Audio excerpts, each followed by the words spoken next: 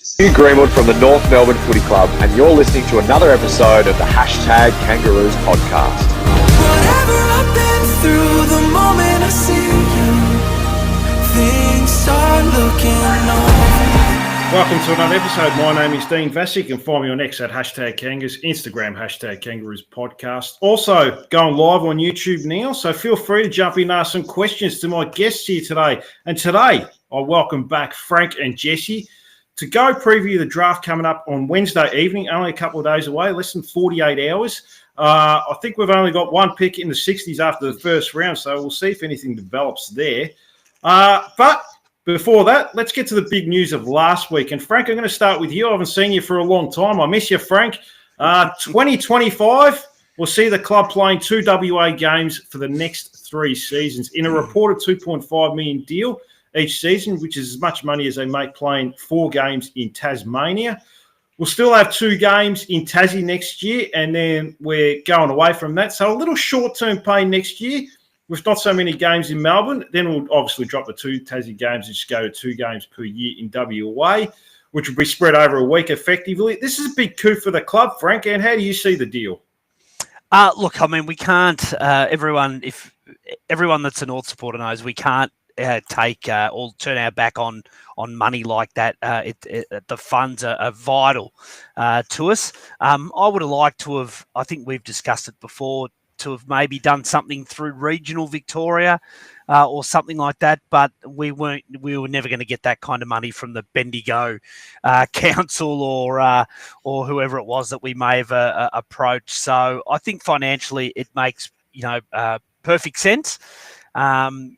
Yeah, it's just a shame that obviously being where it is, that it's not going to be all that achievable for North supporters to head over to take in that those games. But financially, yeah, it gets a tick from me.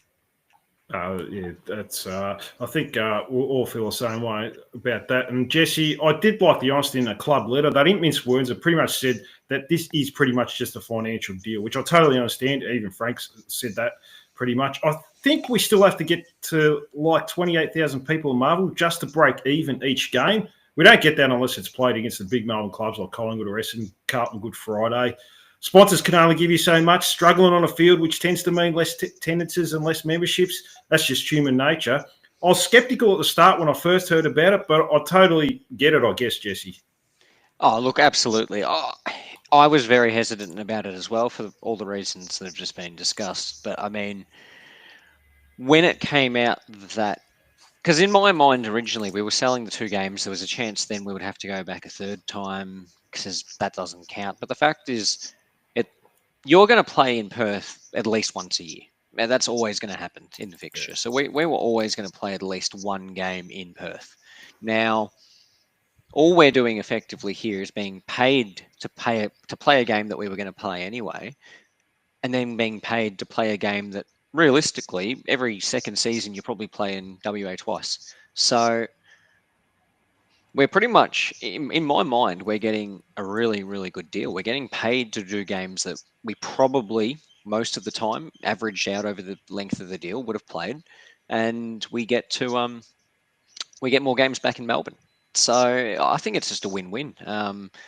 Sure, not ideal selling games to Perth-based clubs in WA. Sure, I understand that. But for the money it's not like we had turned Hobart into too much of a fortress, and the money, it just equals out more. I would be happy to play guaranteed 2 games in Perth against the Perth teams, which you're going to have, as I said, will happen most years anyway, and get paid to do that, and get to do it back to back, which is probably my preference, rather than going there and then having to fly back again. So I actually preferred that. And we get more games at home. I don't see any losses in this deal. I just don't, because, we're not unless they're going to make us go back there to play another game, which they're not, as far as I can see. Then it just seems like a really good deal. It's a much better deal, in my opinion, than the Hobart deal. Now, I agree with Frank. I would have loved to have done regional Victoria, but we're not going to get that type of money in regional Victoria. It just wasn't going to happen. Yeah, I'll talk about that in a second, Jesse. I'll probably get a little bit more thoughts about that from you. Now, I found it interesting Frank, in the club letter that there was a paragraph of the club saying we're still attacking the Wyndham market. Do you think outside of a couple of clinics the players do each year that they are attacking this market enough? And is it the right market? Because it seems to be taken over by the Bulldogs, if anything, that sort of side of town. I don't know exactly what riches they might unearth in that, in pursuing that. Look, I guess it never hurts to still try and grow your fan base organically.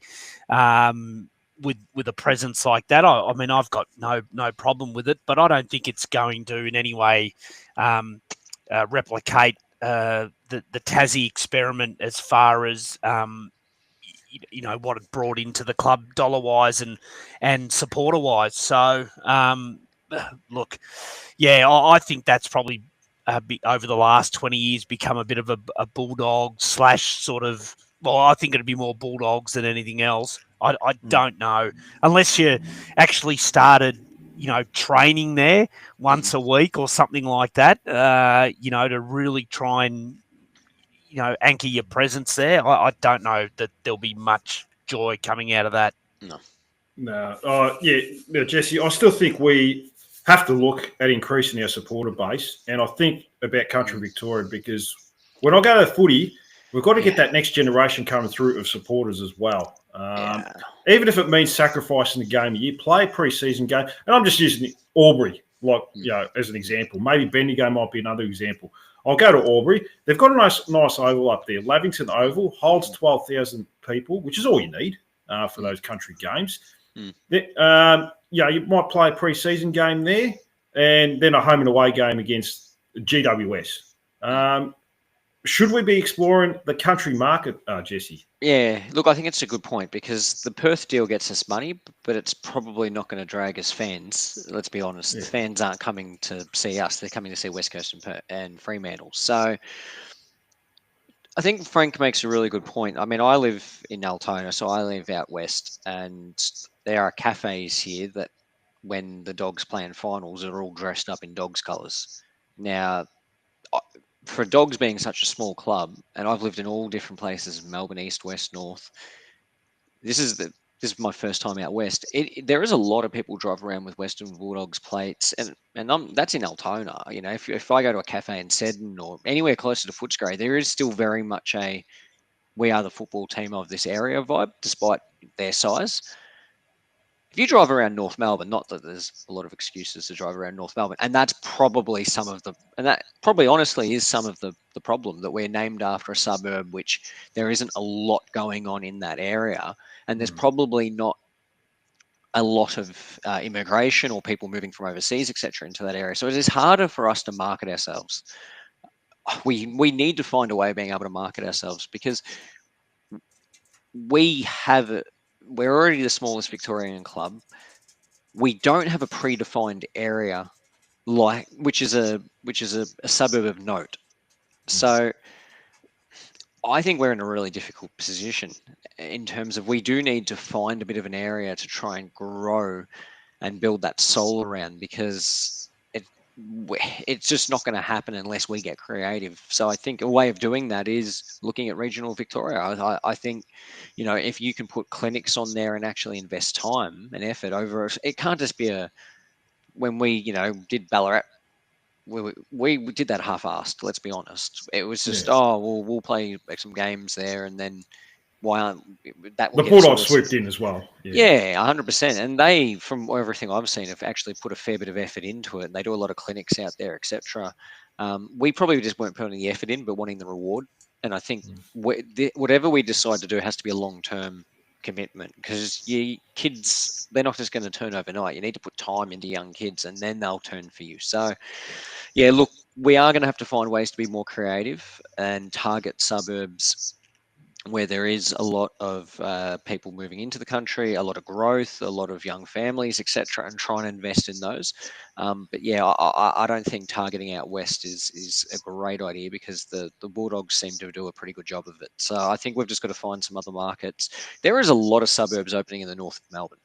Like there is a lot of suburbs Yeah. up north towards, that whole area between where Wallen is and Melbourne. A lot of suburbs up there with a lot of people who are, fresh to Australia, etc. That's what I'd be targeting. Out Craigieburn Way, Mickleham, etc.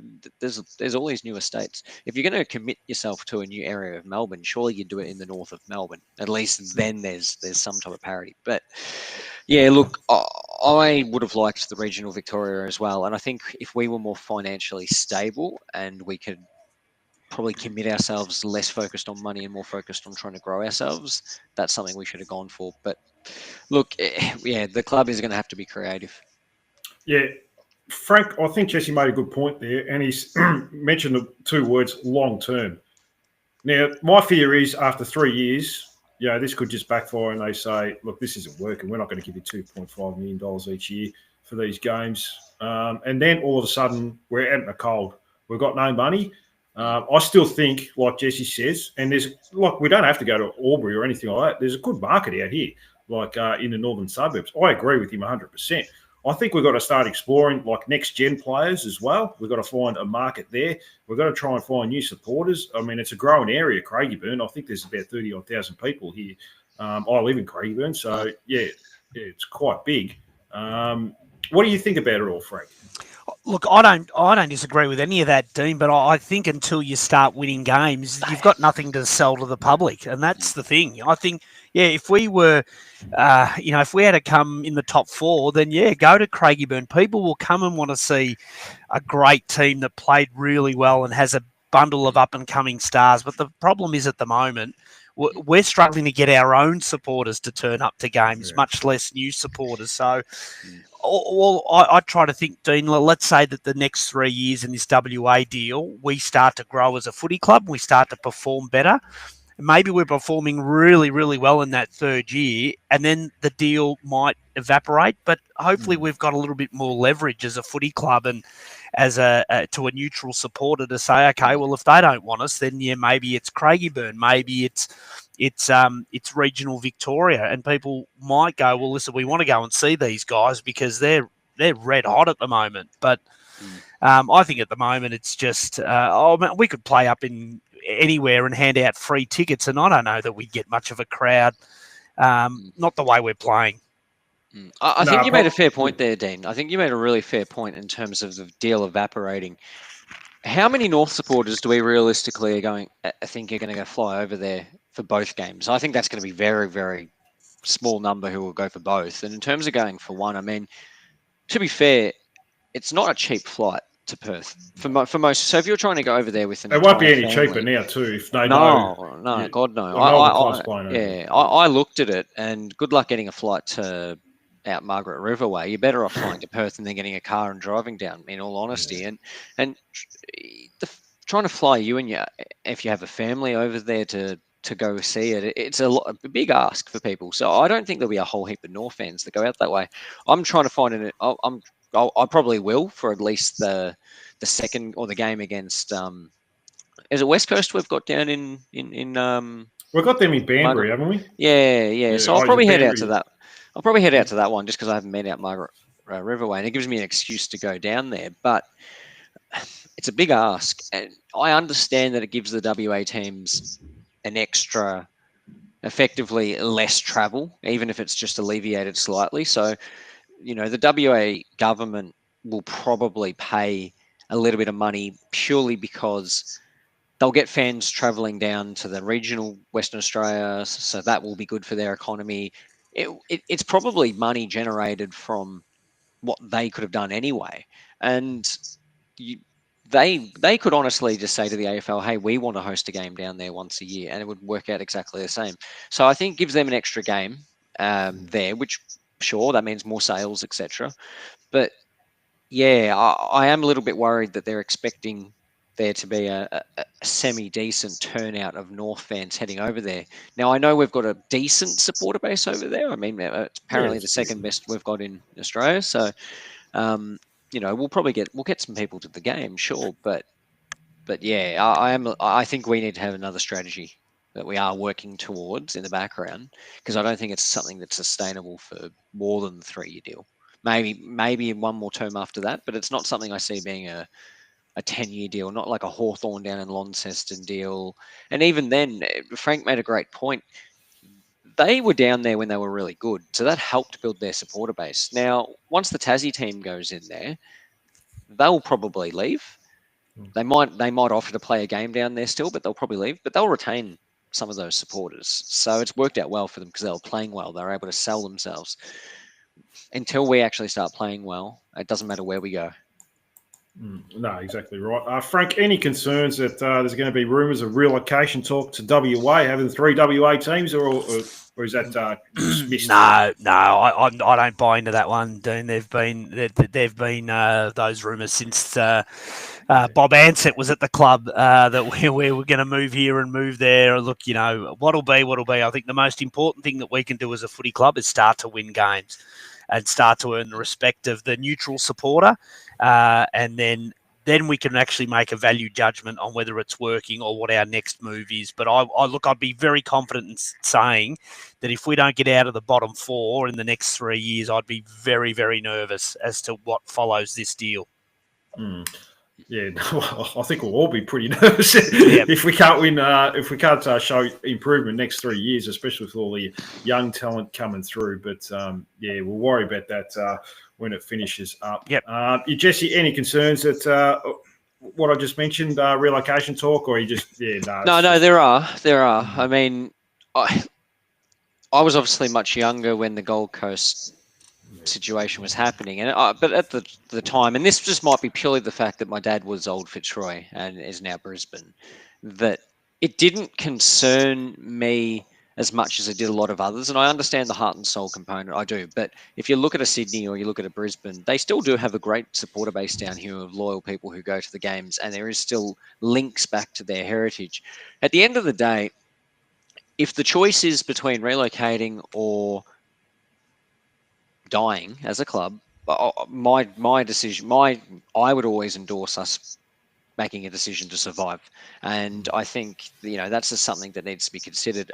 As I said, look, I am worried that we're the smallest team. I am worried that we've got the hardest ability to market ourselves because the naming, the location, etc. And we've been terrible for multiple years now.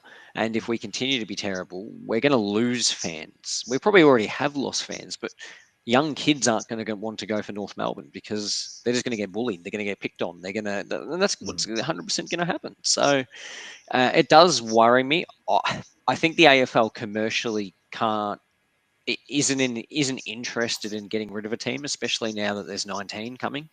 It's either you go to 20 or you go to 18. So I don't think we'll be relocating anywhere. We'll either be merging with someone or they'll be making a new team. And I'd say they're probably going to make a new team. The centre bounce has come in with the chat. We're going to talk more about the draft soon. We'll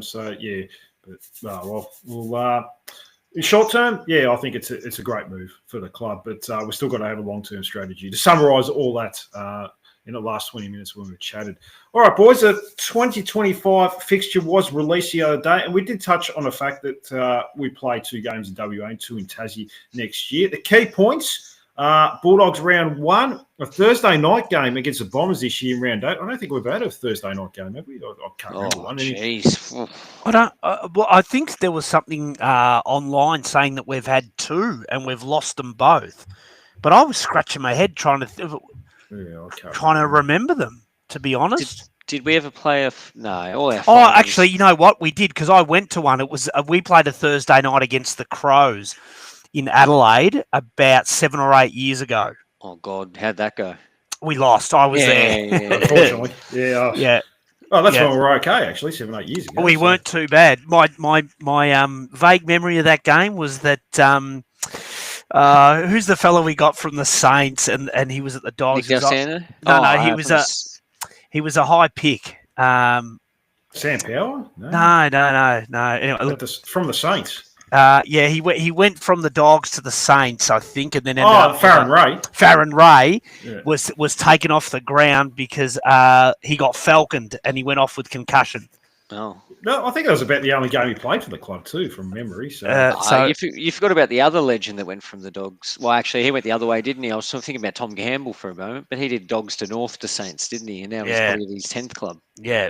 Yeah. So that's one game, boys, that I can think of. It was on a Thursday night because I was there, but the other one I can't think of. I can't think of I can't think of one in memory. I mean, it's hard to think of Friday night games, let alone Thursday night games. But yeah, the Bombers, that's pretty exciting.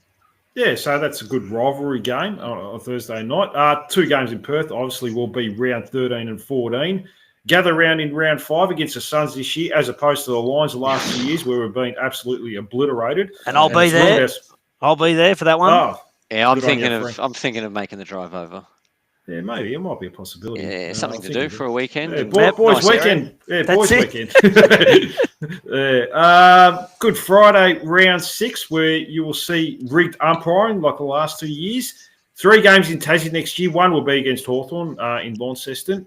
2 games against each of the Western Bulldogs, Melbourne, Adelaide Crows, Sydney Swans, Carlton, and Richmond. Happy with the draw, Frank, overall?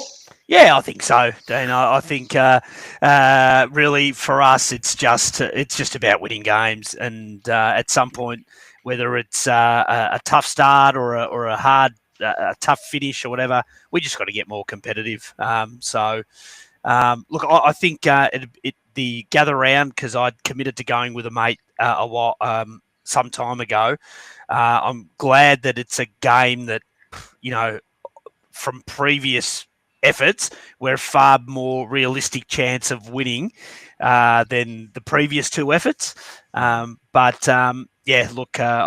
just want to see them start winning, so I don't have any major problem with the draw. No, I only really look at the teams we play twice, to be honest with you, out of all the things. Like, I know we've got Good Friday and a couple of other things, but I only look at the teams we play twice, pretty much whenever I look at the draw. What about you, Jesse? You sort of happy with it all, or you're not too worried about it? It doesn't really matter because we're not winning anyway, or no. I read one of those rubbish articles that talks about who has the strongest and who's got the hardest, and it's never accurate because teams never do what you think they're going to do in October of the year before. So, but our draw, like Sydney Swans have a ridiculously easy draw in comparison. There's some oddities in there, and I understand that given that we don't have 2 games against every club, that's going to happen. But look, I'm pretty happy with it. I'm a little frustrated that our first few games, you got the Dogs straight up, and they'll probably steamroll us. You got the D's, who knows what they're going to come out with. Adelaide worries me because I think Adelaide are actually going to be pretty good next year. They're my Hawks next year because I think they had a downer and they should have made the finals the year before. And then we copped the Swans, and then the Blues 2 weeks later. So, and then Port Adelaide in Adelaide, and then Essendon, Brisbane. So, my frustration with the draw this year was I actually didn't mind it, but it was a lot of games towards the end that we should have won, and a lot at the start that were really, really hard. And by the time we got to the second lot, we were so defeated that we just played terrible against teams that we shouldn't have played terrible against. It sits in the back of my mind that there's some tough games in the first 2 months, or at least 5 weeks, that ideally I would have liked a softer start to the draw and a harder end to the draw. I would have liked it the other way around. But beggars can't be choosers. That's what happens in a competition where you don't play every team twice. So, yeah, look, it is what it is. At least we play, 5-ish games out of the first 7 or something in Melbourne. That's pretty good. So, yeah. No, look, and we've got Good Friday, which is a bit later this year, round 6. So, yeah, Gold Coast, that's a bit of a better fixture going to the gather round. I mean, the last 2 have really set our season up for fail, going up to Brisbane and being absolutely smashed by them. So, yeah, look, I mean, it's interesting because the Swans, the grand finalists, seem to have an easier draw than anyone. So, yeah, and like you sort of said, Jesse, there's never going to be a fair way to do it. I mean, when we could play the Adelaide Crows, they could be missing their best 4 players. And you never know. You never know. That's right. So, we'll see how we go. But the Bulldogs round 1, oh, Jesus, I'm not looking forward to that. No, I would have. There's probably. It's not a bad time to get him because round 1, anything happens. Well, yeah, that's exactly right. No one knows what to expect round 1. But, yeah, I just hope that we don't cop too many big defeats at the start and then that drops our moral. Because that's what I felt like happened this year. I don't think we had a great game style at the start of the year, but I also think we played a bunch of teams. They smashed us, and then we just played poorer than we probably should have, made us all depressed, and then then they took a bye and they all decided they could play football again for a while. So, yeah, who knows? Any other final thoughts on the fixture, Frank, or are you happy to move on from that? No, happy to move on, Dean. All right. Now, the club had a 2-kilometre time trial when they got back. Do we need to put much importance into this, Frank? I mean, I've seen a lot of average players win time trials, but, being delisted the year after. Do you put much importance into that, or...? Not when they don't put the times up, Dean. So, for all we know, if we had been running against other teams, our first guy might have come 30th, which all of a sudden go, well, that's not that impressive. So it's very hard to tell. Without the times, you're sort of just going on, are they, is it a group of semi-fit guys? Is it a group of really fit guys? Or is it, just a group of guys that aren't quite up to the level? Fitness wise, so no, didn't really sort of even. I can't even remember who won it now. McKercher won it. That's right. Yeah, Finbar coming in number 2. That was probably the only thing, Jesse, that kind of struck me in all of that was Finbar coming in second. I sort of thought, okay, the guy's obviously got a decent level of aerobic capacity, but again, without the times, we don't know if it was like the AFL. The draft combine where you find out that the actual times, the actual times and how it matches up with maybe guys that were previous elite runners at the club, then you start to go, okay. But look, I'm just glad to see him running, Dean. Let's put it that way. Yeah, I mean, Jesse, I guess you're not too looking at it too closely. I think it's just a gauge for the club to look at what they've been doing in the off season to the first day back and make sure they're in shape, I suppose, and to follow the program. Yeah. You got to take pre-season with a grain of salt, because I think every single pre-season they talk the club talks the team up as if they're going to win the grand final that year, and every single club does it, and they talk about who's having a blinder, and then that player is pretty average, and then realistically, I don't care what you run, just get out there and train and put some effort in. And look, now you've got Luke Parker back at training. Obviously, that picture went around today. The video looked really good. I'm hoping they're training with. All I care about is they go out there and they train harder than they've trained before, but train smartly. Don't just go out there and beat yourself up for the sake of it. Go out there and actually try and work on skills, fitness, pressure. So at the end of the day, take it with a grain of salt. But they're, like Frank said, Finbar, that's pretty impressive, because Bailey Scott, I think, came 4th or 5th or something, and he'd be trying. To be fair, I could see him as being someone who would actually. He's won it a couple of times before. Yeah, I can see him rolling up and wanting to win it. So for Finbar to come second is a very interesting one. I'm keen to see how that goes. And maybe Mark Halai put him in a car and drove him around, or I don't know. And just to touch on what you said, Jess, about pre-season, I think it was last year, Dean, that every second bloke came off the track and said, "Keep your eye on Dylan Stevens." Absolutely training the house down, and and I thought, wow, this guy's just he's turned into an aerobic monster, and then, well, we all know what we got.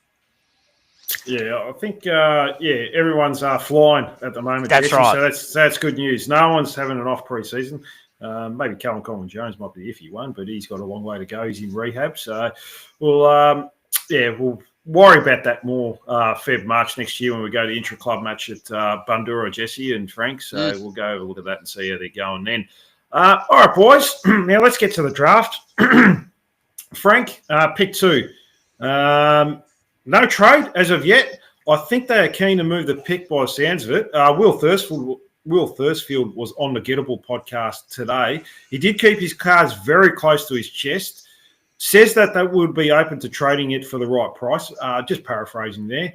But you don't want to just drop down a couple of spots just for the sake of it, do you, Frank? I mean, you might as well just keep pick 2 if you're not going to get the right offer to drop down.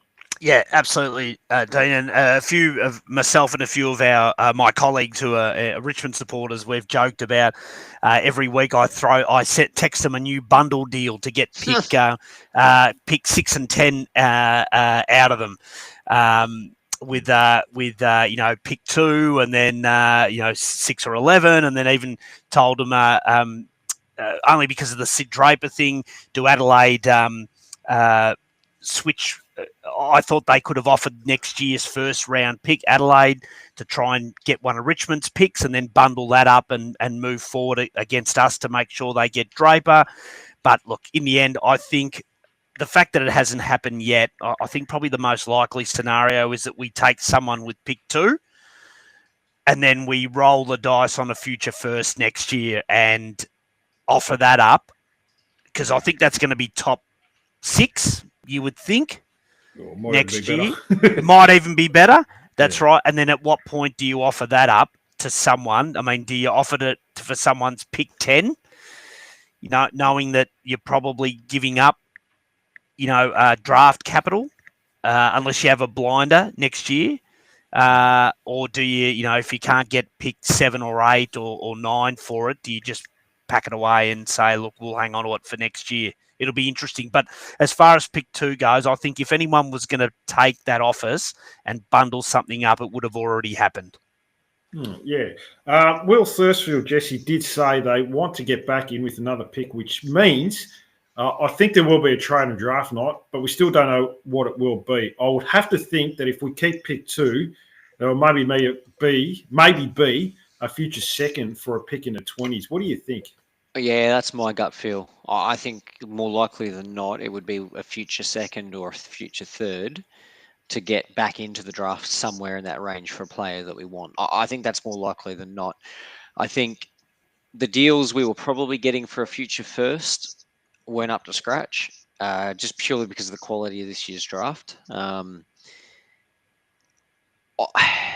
I'm still very torn on what would I trade our future first for, because look, realistically, next year's draft there'll be good players at the pointy end, obviously, and we will finish bottom 5 more likely than not, if not bottom 3. So we'll get a good pick. So we will get a good player, and you are risking giving that up to try and get something this year. And I don't think anyone's going to give us a top 10 pick for a future first. Maybe a pick from somewhere from 7 to 12 if we're lucky, but I think it's very unlikely. So on that basis, I think we try and get back into the 20s and 30s. The problem is the first round this year, they think it's going to go to 27 picks or something, because just purely the amount of academy and father-son. So I think that if we can get a pick in the 20s, 30s, there's going to be a lot of quality players still. So I would like to get back in and get at least one more player, and it will be interesting to see what they do. I wouldn't 100% discount us trading pick 2 just yet. I think there is still a chance. I understand that there's a lot of players who are really good in that bracket, and clubs aren't prepared to give up their number 1 on their board for 2 picks just to get someone who they rank, slightly lower. They'll happily get that player. So look, it's not the year to be able to swap down, unfortunately for us. But I still think there's a chance. If someone can worry someone out and someone goes into tomorrow pretty keen on a player and they're concerned that they won't get them, there's always a chance. But it's what we would get for it, unfortunately. Yeah, I think they rejected Adelaide's offer, wasn't it? Dropping down a pick 4 and 2 future thirds. I think they wanted a future second. I think Adelaide know our game, and they know which player we want to take, and they know which player they're going to take, who's going to slip to 4 probably anyway. So they're not going to give up too much. I mean, Frank, I guess if you're going to, with the future first, I wouldn't give it up unless you're a good team. You're going for the premiership window. This is my argument. It's just not worth the risk. For me, because like Jesse said, it could be top 3. That's just too much of a risk. That's going to be a quality player next year's draft. I don't care if people say it's a bad draft. Just get rid of it. I've probably turned around a bit. I think you still got to keep your cards next year. Maybe in 5 years' time when Tassie come in, all right, we'll give you have a future first when we're in the premiership window. We might need a key forward. I don't know, key back. Who knows? I don't know. That's my thoughts. But how do you feel about that? Well, I think that as a club, we always look at, worst case scenario that, it could be a top 2, top 3 pick next year. And then other clubs, when you're trying to sell it to them, they would be looking at, well, this could be pick 8 or 9. And so you're never going to agree on where that pick is actually going to land next year. And so, as Jesse said, it's probably not the draft this year where there's a straightforward top three, and then it drops away where somebody might go, look, we really need to get in and get that kid at pick 3 or pick 2. So I don't think there's going to be enough incentive for someone to buy it at pick 2 unless we give up draft capital. Like that Adelaide deal that you said, like move back and stuff like that.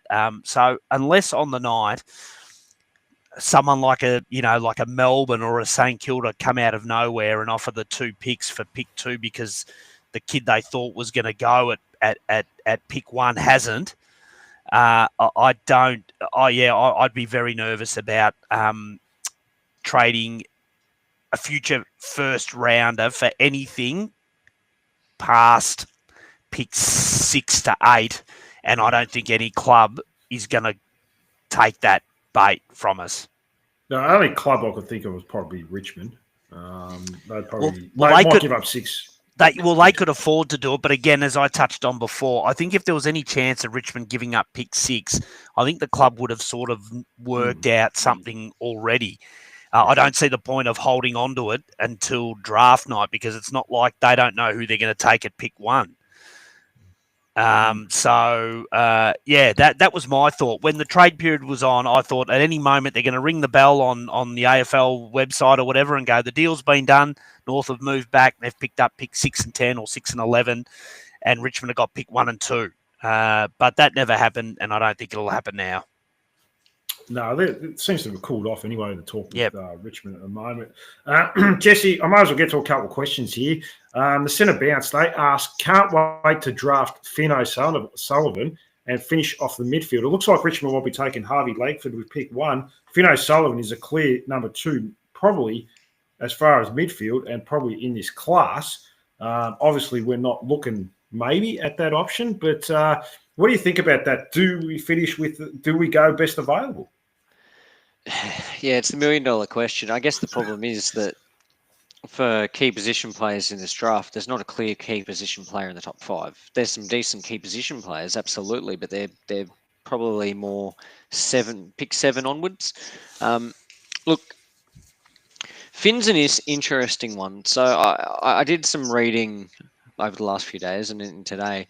So under 18's All-Australian team last year, which included Riley Hardiman actually was in it, but Harley Reid, Jed Walters, Zane Dersma was in it, the Wizard was in it. It was a good team.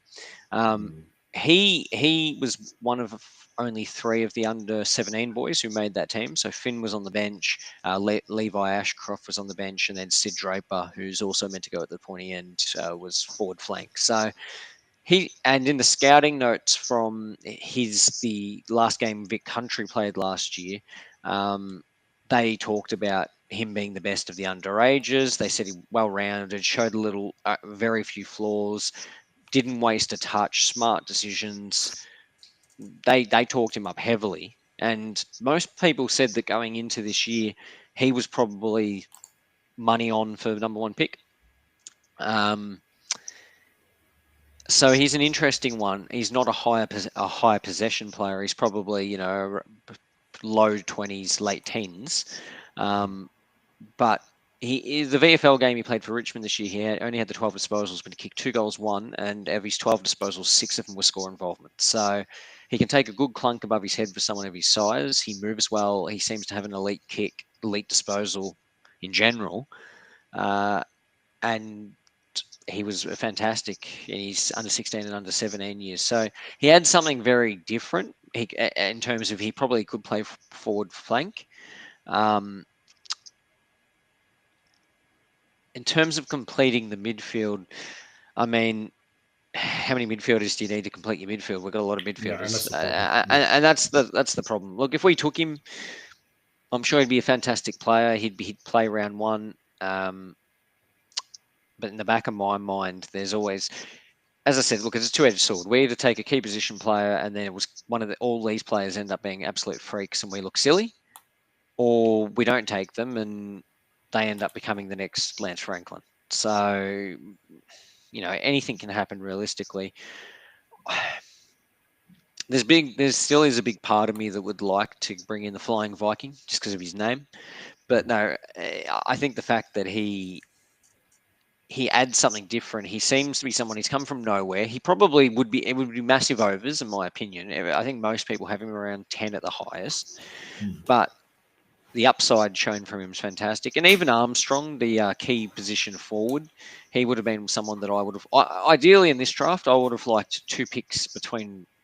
Exactly 6 Where to Richmond 11. are, pretty much. Exactly, because there's some really good players who are key position, and you take them, and you don't look silly taking them at that point. But yeah, look, $1 million question. I know that Fox and Kaltumi both have us taking O'Sullivan, and he looks like an absolutely fantastic player. So I think if we take him, we're going to love him. He'll be a good country kid. He'll come in. He'll train well. He'll add something completely different. Someone said that he's what Taron Thomas should have been in terms of being able to add that outside class, a little bit like Bont. Someone described him as. If we get Bont, I'm happy. But yeah, who knows? No, that's right. We've got another question here, so I'll just put this up. He loves the podcast. I can't say his name. It's just you've got to come up with a better name than that. Do you have any concern for the list build, Frank? It's one of the worst rebuilding list balances I've ever seen. I think it's starting to shape itself a little bit better now, Frank, after the last couple of years. They've sort of drafted with probably getting a few key position players. Will Thursfield was on the Gettable podcast, sort of said, yeah, we've got a couple of key position players. Taylor Go, Will Dawson. We've recruited Griffin Logue as well. Jack Darling has come in. So it seems to have sort of balanced out a little bit better in the last couple of years, Frank. But I'll let you answer the question anyway. Yeah, no doubt, Dean. I think we're still. It took us probably too long to correct the errors on the list or the holes in the list, and I still don't think we're there yet. I've heard some good raps on young Will Dawson. Taylor Goad still looks like he's a fair way off from watching him in the twos this year, so it'd still take me some convincing that he's a key position prospect. But look, in hindsight, which is easy, I think we probably needed to try and target those holes probably 2 years ago in the draft, and we probably went down that midfield halfback flank type position probably a little bit too often. So yeah, I agree. And I mean, you don't finish second last because your list is in great nick. I mean, that's why we are where we are. I think it's just not balanced well enough key position wise. Larky's got very, very little support. That may change now. Key defensive, we're still a little bit rickety there. So but then we've made an art form of squeezing midfielders into halfback and trying to create them into different players that they're not naturally they haven't played their junior footy there. So there's some work there's definitely some work still to be done, Dean. There's no doubt about that. Key position depth is probably still a concern. Thank God Sherry came out and did what he did this year, because there's really at this stage a massive chasm below him. And yeah, so I think the rebuild is far from over. No, definitely. It still seems a couple of years away. Now, Jesse, I know you've talked about Finn O'Sullivan before, but Alex Taru, it seems like that's the man that we're leaning towards. That's the heavy rumours. Will Thursfield seemed to light up when talking about him. Just a couple of hints as well in Will Thursfield interview suggested that we may be going that way. Maybe I'm reading too much into it, possibly. He's definitely a draft bolter who is a key position player, has tremendous interceptability and can go forward. He's obviously not the best available at pick 2, and that's why we're trying to go down, because we know he still will be available 6, 7, 8. Interesting strategy here, Jesse, with a little risk if we do go down that path, because it could be a big miss as well. Yeah, look, I listened to him talk on the interview he did yesterday or the day before, and he articulated himself really well. Seems like a good speaker. Likes to play aggressively. Models his game on James Sicily. I don't think he can get much more aggressive than that. So, to be fair, if he turned out like James Sicily, I'd take him at pick 2. That's perfectly fine with me. He was someone who wasn't even in calculations even 6 months ago, let alone last year, and he's come from nowhere. Took has taken to what he had like 30 intercept possessions over 3 weeks or something like that. Like, I saw him take some of the clunks, and he comes from 5 deep, just puts the arms up and grabs it for someone. And he's not the tallest player. He's, I think, low 190s or something like that. 193, I Yeah. think. Don't quote me on it. I think it's no, I think you're about 193. right. I think it's about that. But he's a He's still fantastic growing. mark and very competitive. And he'd be a player who you could see him being the type of player who would just keep trying and giving his utmost to become a really good player. So, look, I'm probably leaning towards him and taking the risk because I think we need to take the risk. Yeah, as I said, it looked like that was the way we were going. Cal Toomey's kind of backflipped on that and said we'll probably go with O'Sullivan. That's the news he's hearing. So who knows? But yeah, look, we might just be playing games based on, and they might be basing it on the fact that they brought him up to Firstfield and Firstfield said, oh, he's the best. In our opinion, he's the best there. And it's like, well, are you just trying to play games with Richmond then? Do you want them to take him?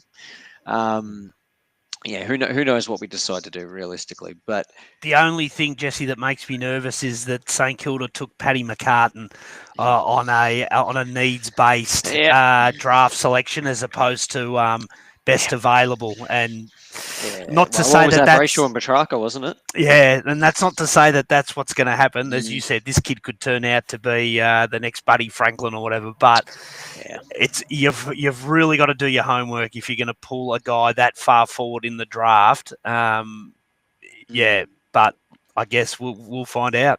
Go on, Jesse. No, I was going to say you make a good point in terms of key position players. In terms of what key position players in recent years have been high up and become good players. Now, Jed Walters was obviously like pick 2-3 last year.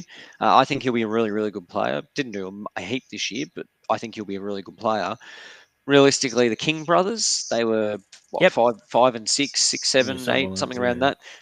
They both look like they're going to be, if not already, fantastic players. But really, if you look at them, your Kernos, your Mackays, they're all around that, that later top 10 bracket, and you get good players. But then, like you said, you get the odd club who takes a punt on one or reaches for one, and it's always the one that just doesn't work out. And you are right, for every Mackay or King or Kerno, there is and I mean this with all respect, a Paddy McCartan or a Sam Wiedemann or a Jack Watts or Josh Shackey.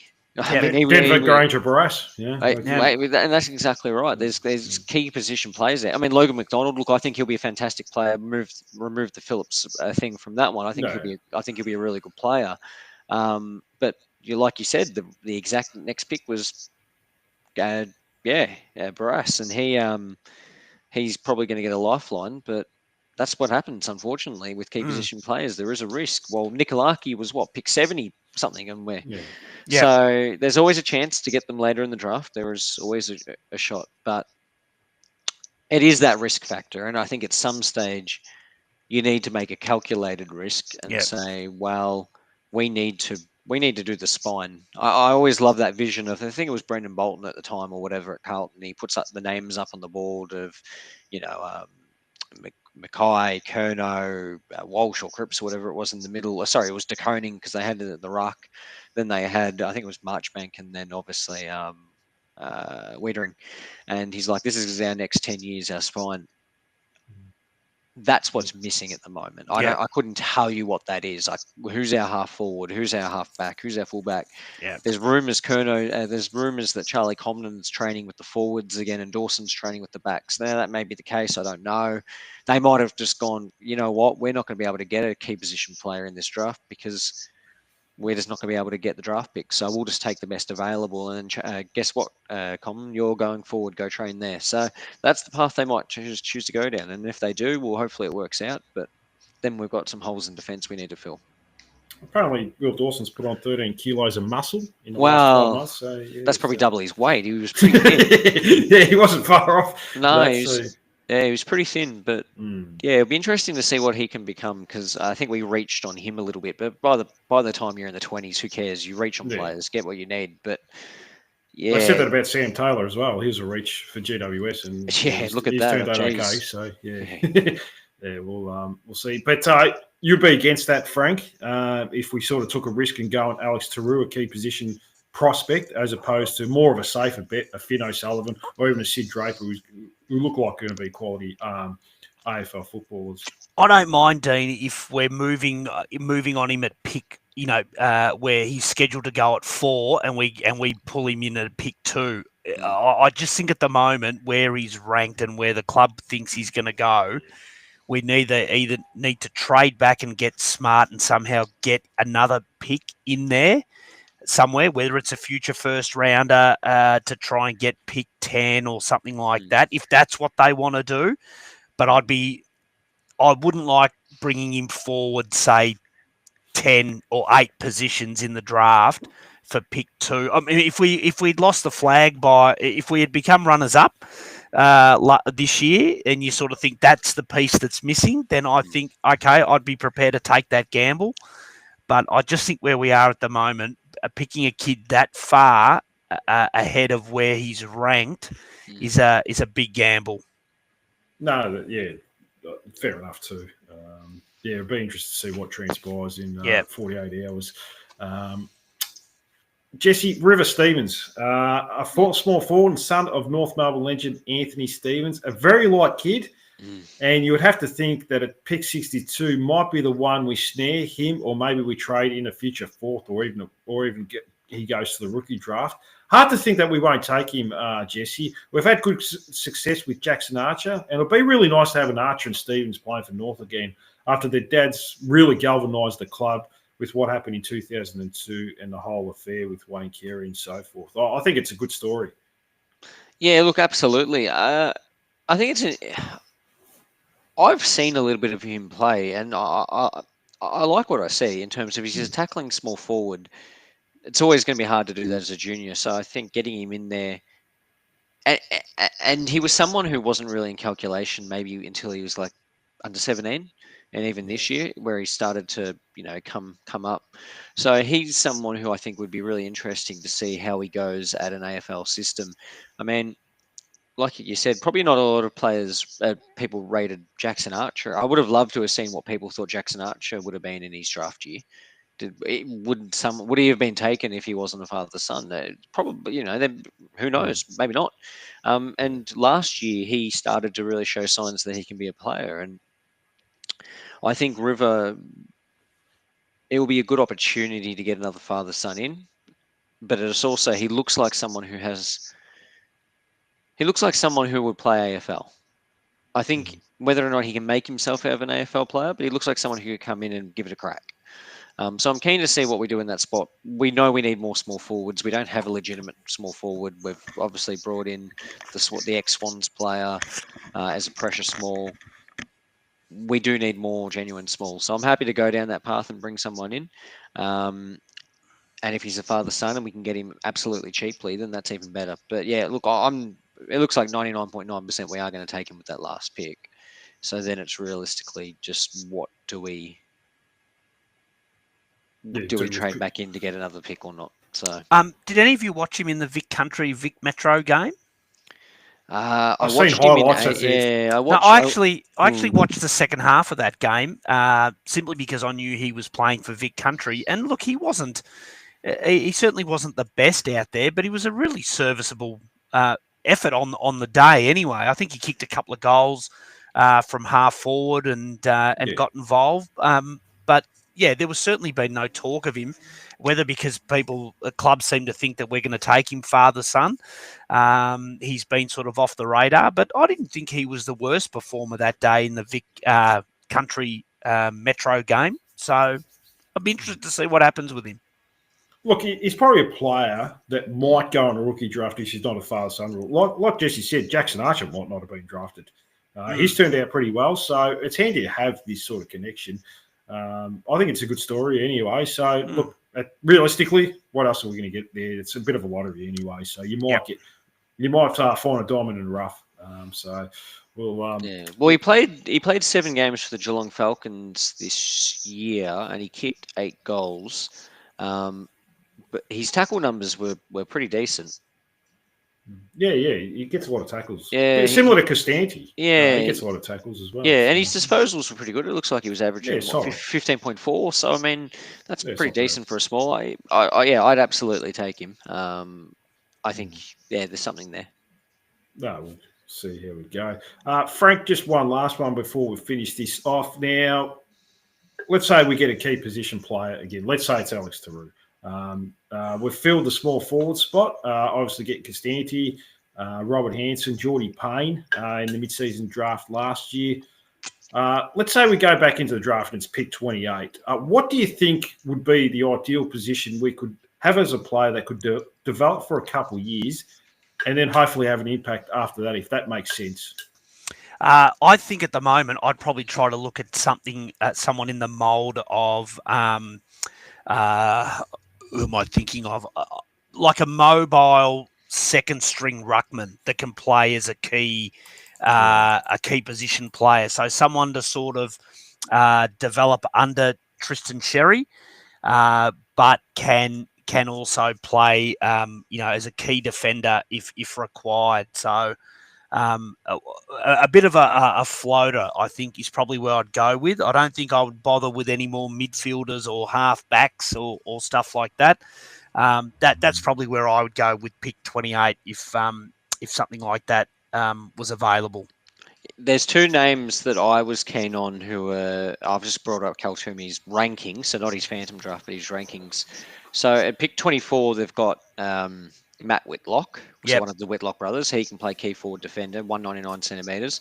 And then they've got Jonty Fall as a tall forward, 195 centimetres. And I would like to get back into that range. I'm just checking what he had them on his Phantom draft, if he has someone taking them. But they're probably names that I wouldn't mind getting a go at because they still look like key position players, but they're pretty decently touted. People are rating them quite highly. Yeah, so he thinks Jonty Fall will go to around Sydney at about pick 22. They've obviously, had a look at him. While Whitlock, they don't reckon he'll get past Richmond's, 24, 25. So there are going to be players there, but I completely agree with Frank. That's the path I would go down in terms of what I'd be targeting. No, fair enough. Yeah, I mean, it sounds like there's a few key position players. I mean, it is a bit of a lottery, but if you're going to get a project player, then it makes sense to get one in the 20s. Yeah, well, the interesting one is, and this is pretty crazy, given that we were talking about halfway through the year taking him with the top whatever pick we ended up with, is in the Phantom draft. He's got Luke Trainer coming in at pick 28. Yeah, he's dropped right down, Trainer. I've been watching the Phantom drafts, and he's drifted right out. I think he was top 10 at one stage. He was. They had him. He was in the top 2. I think they had. I think he was top 5. He was at least. He was at least top 5. And I'm pretty sure we would have talked about North fan, Jordan Ridley clone. Yeah, let's get him. Yeah. Cal Toomey's generally pretty good on the money. I think the last few years he's got like 99% of the picks right now. Albeit he has said this is probably the hardest year he's had to pick it. But yeah, he's got Luke Trainer coming in at pick 28, which is pretty crazy. I guess that he was so they've got him as one of the 20 players who wasn't invited to the first night of the draft, meaning that means that clubs have vaguely indicated, and it's not always the case, but vaguely indicated that probably they're not going to take him on night 1, meaning he's probably on night 2. I'd love to get back in and get him. That'd make my night. You get a North supporter, get in. Key defender. But someone like that, Jesse, or a Whitlock or something like that, a mobile key defender that can pinch hit in the ruck, I think would, if something like that was available at a pick in the mid-20s, that's who I would target ahead of any kind of half-back, back pocket, wingman type. I think we've kind of got those spots covered for now. Just on that, Jesse, any reason why he has slipped so far from 10 weeks? Yeah, so just having a read of it here, and they said, he was top 5 candidate at the start of the year. They go, his rebound, attacking, intercept, defending was all really, really good. He obviously kicked the goal winner for Metro, but they don't talk too much about why he went down. I think Jesse something about concussion. Yeah, I think he had a couple. I think he had 2 concussions. Consecutive concussions that ruled him out of either the carnival or even the combine or something like that. So I think there's a bit of a that's concern about how he protects his head. Yeah, because he's saying pick 28, but he's ranking him at around pick 17 to 19 himself, like of the available players. And he said, but yeah, my take is it's got something to do with the concussion and people just being a bit spooked. But I mean, which is fair enough, I suppose. Yeah, I can understand. There's obviously risk with his health. Yeah, what's going to be interesting on night 2 is obviously you can do the live trading all the way through. Regardless of what we do with pick 2, we might use that and take Finn O'Sullivan. Depending who's left when we get into night 2, that's when we might get creative in terms of future second, the future first, potentially. If there's someone, like the one jumps into mind. I remember Carlton traded a future first for like, oh God, he's at the Saints now. What's his name? He's at the Saints. Yeah, one of those. Silvani loved him so much he went and got him. He might have even been delisted from Carlton. Anyway, they reached and gave up their future first to get him. So there is obviously a big risk in that. But if we could get a deal on the second night and there's maybe some players have been taken that other clubs don't want, so their list has dropped down a fair bit, they might be then happier to do a trade for a next year pick and get. We can always get creative. I think there's an opportunity. It's a little frustrating given that this isn't the draft to split a pick, that it's also not the draft that we can do future picks, which you will be able to do next year. So it does limit us a little bit, but I would love to get another pick within 20 to 30. That's not to say that I wouldn't have not used that pick on Caleb Daniel. I was pretty clear that I was a big fan of getting him in for a lot of different reasons. But I would love to get. I'd trade a future second and third to get a pick in the late 20s this year. In all honesty, because I think there'll be some real quality at the back end. No, fair enough. I think you might be talking about Paddy Dow. No, not Dow. No. He's at the Saints now. He's a Saints now. He plays in defence. Jeez, you got me there. So yeah, you can look it up there, Jesse. Well, Frank, we'll go past the draft, and I want to get your thoughts on the Jaden Stevenson career to finish off the show. We want to finish off on a high, a great, illustrious career. Obviously not. Fell away a bit towards the last couple of years. What do you think his legacy is right now, Frank, after retiring at the right young age of 25 or 24 or something like that? 133 games, obviously a Rising Star award winner. How do you see it? I think you'll be a trivia question, Dean, somewhere, in someone's AFL trivia game at a sportsman's night or something. Just a guy that obviously had talent, showed it early doors, and then really lost his appetite to playing football. And I mean, there were countless moments out on the field where I think all of us questioned whether he actually wanted to be there, and as it turns out, he probably didn't. So I don't have any problem with him moving on. I hope the club did the right thing, contractual wise or financially, and didn't, argued that he didn't deserve the full contract on him retiring. But look, I had my doubts whether he was going to push us forward.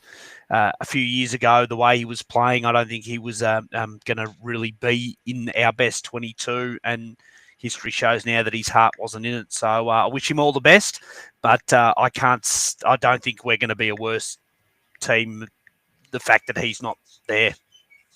I mean, Jesse obviously probably didn't fulfill his full potential, particularly in his first year at Collingwood. He had a really good first year at North, but I think he probably didn't like the lifestyle of the AFL, given that he didn't mind to gamble. Obviously, doing that at Collingwood, riding dirt bikes, breaking hips, which has obviously affected his probably career as well. Probably lost a yard or two of pace since then.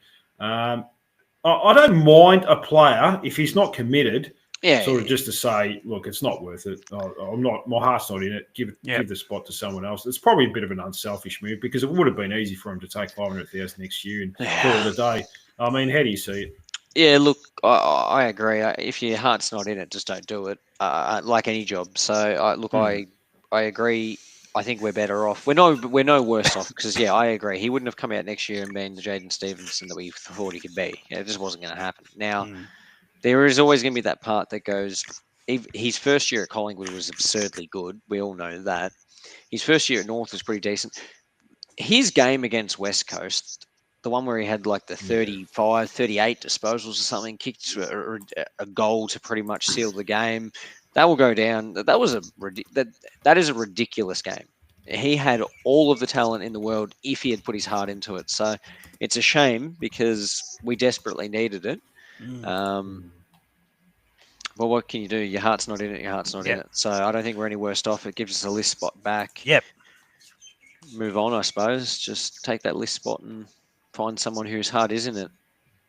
No, Yeah. that's probably not the attitude or the character you want around a young list either. You know, having young blokes turn up in their first, second pre-season, watching a bloke go at it half-heartedly, I don't think that sets a great example. So I think keep the blows that want to be there and want to improve. And if you're a Jaden Stevenson and you don't think you can commit, then, I'm happy for them to hang the boots up. Yeah, 2021, his first year at the club, he averaged 19.4 disposals, 5.7 marks, and kicked a goal a game, kicked a behind a game too. So he struggled with a bit of inaccuracy and, had 37 touches and 3 goals. In that infamous game at West Coast where we won by, 10 points. 38 touches, I should say, 4 tackles. Damn. That is literally a month of football for him now. It was a long drop from there to running out of goals and kicking it into Buddy Franklin's arms and turning around while Buddy just walked in on him. I mean, it's the two sides of Jaden Stevenson. I tell you what, though, I will always feel a little bit unfair for him that the AFL punished him like they did. And then you had the Gold Coast. I understand that he bet on Collingwood games. I understand that. But you had the Gold Coast player who was betting this year and he got fined or something. And it probably wasn't the same level, but it wasn't actually that far off. It's still illegal. You shouldn't be doing it. It wasn't far off. It was just complete double standards, I thought, in terms of punishing a player, then going, you know what, we probably went over the top, and then giving someone else a slap on the wrist. So, I feel bad for him a little bit. I don't think the punishment met the crime. He definitely should have been punished, but it was a big price to pay. No, unfortunately, I think it was like half a season, wasn't it? I think it was that the COVID year as well? Like where I think it was 2020 or something like that. Or I don't even remember what his first year was, Yeah, so, well, it is what it is. But, hopefully all the best to him outside of AFL football. He's gone to Furtree Gully as a playing assistant coach now. So maybe that's just something he wants to do. Just wants to play with his mates, have a couple of beers after the game, train twice a week, and there's nothing wrong with that. So no, and he'll get paid okay to do that. No, that's right. He'll probably get paid $100,000 or something like that. Plenty of money in suburban footy or country footy. If you're particularly a guy at his age and who's played at that level. God. Mate, I run am a work colleague with Josh Clayton, who played North Reserves, and so he tells me, some of the offers that get thrown his way to play suburban footy and travel interstate and stuff like that. So someone like Jaden Stevenson, he'll rack them up as well. He will tear players apart because he's still fit. So I mean, he's probably still going to get 250,000 payout this year. You get 100,000 playing local footy, so he's probably going to lose 100 odd grand. So it's still not a bad thing. And you don't have the sacrifice. You don't have the sacrifice of a full-time commitment of AFL football. Yeah, that's exactly right. Yeah. No. Well, Frank, that's all I have, unless you want to add anything else. It's been a long show. No. Good luck to the girls on Saturday, I guess, in that one. And hopefully Wednesday night, whatever happens, that we're all happy and content with the picks we take. Yeah, we'll see how we go. Jesse, any final thoughts? Yeah, look, as long as we don't take a pure mid. A hybrid maybe half forward that doesn't. Is there any half forwards that don't apply any defensive pressure? Well, is a hybrid mid okay, Jesse? Yeah, maybe. Like O'Sullivan, they go, mid, but he actually kicks goals. That's the difference. He can kick goals. He can take a mark. I think I he's say- looking for the old-fashioned utility, Dean. Yeah, oh, Yeah. Yeah. if we Yeah. take someone and I read their draft profile and it literally says this player is a ball magnet, he is an inside midfielder, I'm going to vomit. Inside mid needs to work on his disposal. Oh, jeez, imagine that. Yeah. Anyway, We'll put him on a halfback flank. That's what we do anyway. Well, that's what we the do. only, that's the only reason why I don't care necessarily with O'Sullivan as much, because yes, he's a mid, but they do talk a lot about his ability to kick goals, his impact. I'd actually rather get a player like that in. So I don't mind that as an option, but yeah, I kind of still hope that we just reach and get a key position player and they turn into the next Buddy Franklin. That would be I think we deserve some good luck. No, we certainly do. Frank, it's been a while. Thanks for coming on once again. I'll chat to you in the next few weeks. Look forward to it, mate. No, thank you, Frank. Jesse, congratulations on the wedding recently as well. Thank Everything you. going well there? Very good, mate. We're 2.5 weeks in and going strong. Oh, that's good. I'll give it another 3. I remember my neighbours across the road, this was years ago, they got married and then they were supposed to get the wedding photos about 4 weeks later, but they split up. So, shout out to them. That's going back about 15 years or something like that. So, yeah, something happened there I didn't find out about, but not to worry. Good luck anyway, Jesse. Thank you. I'll try and last longer than that. Yeah, please do.